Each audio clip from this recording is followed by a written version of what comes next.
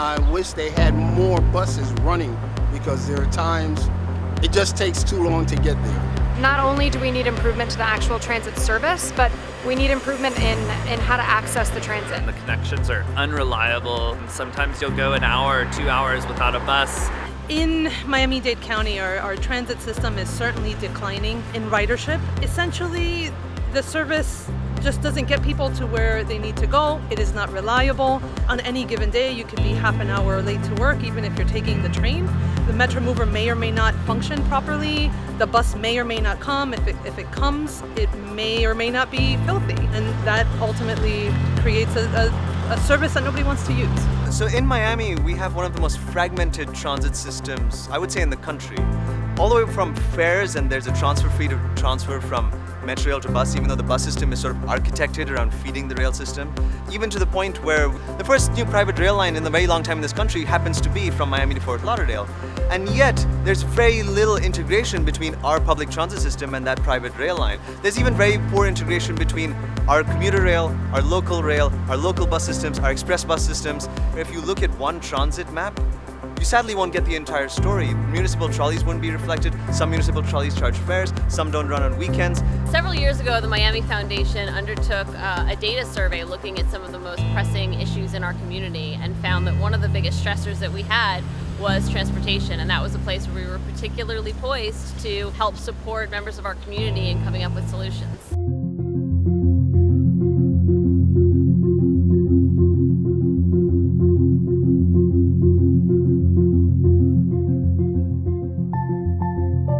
Right now, the conversation in Miami around adding more dedicated infrastructure tends to be around adding more rail, whereby it's kind of proof in the pudding here that the rail that we have is so derelict and unmaintained, and it's the first time that we're actually adding new rail cars that we haven't proven to our population right now that we have the capacity to deliver on promises when it comes to building rail.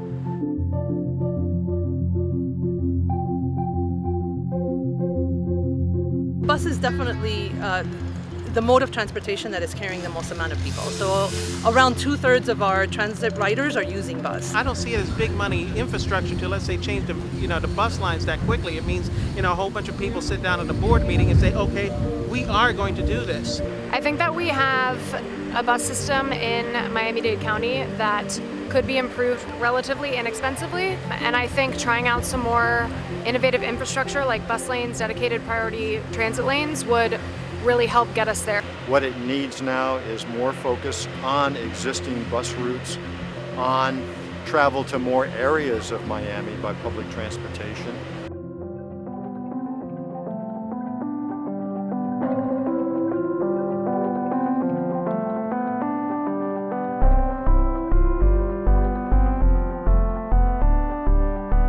We're very well aligned with Transit Alliance, in part because they ground all of their advocacy work around real data and looking towards real solutions.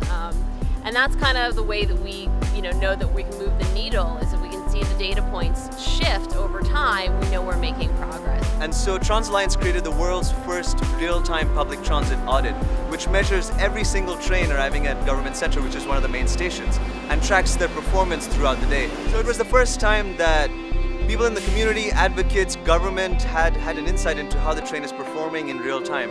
Once Azar came on and we launched very publicly and officially last year, we were hyper-focused on addressing the decline not only in ridership, but the decline in investment, the decline in funding that was being allocated to transit.